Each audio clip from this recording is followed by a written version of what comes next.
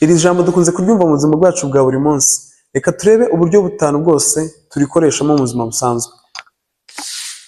I met him once. Hano bishatse kuvuga ngo nahuye nawe rimwe. I met him once. Cyangwa se nigeze guhura nawe inshuro imwe. She called me once. Yigeze kumpamagara rimwe. Uburyo bwa kabiri, I once lived in Kigali. Nigeze kuba muri Kigali. She once worked here. Yigeze gukora hano. She once worked here. Yigeze gukora hano.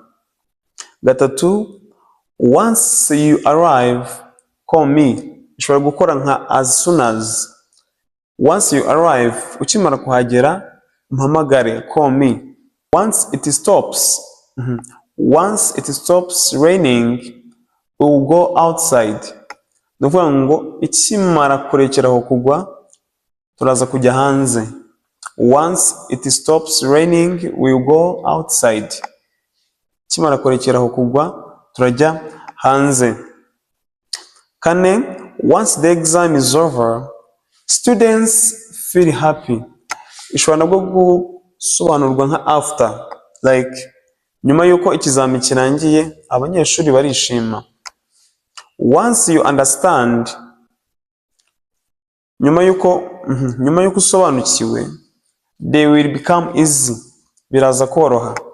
Cyangwa se ukimara gusobanukirwa, they will become easy. Biraza koroha. Gatanu, I exercise once a day. Hora umwitozo rimwe ku munsi. Hora umwitozo rimwe ku munsi. She visits her parents once a week. Ajya asura ababyeyi be rimwe mu cyumweru. We travel once a year.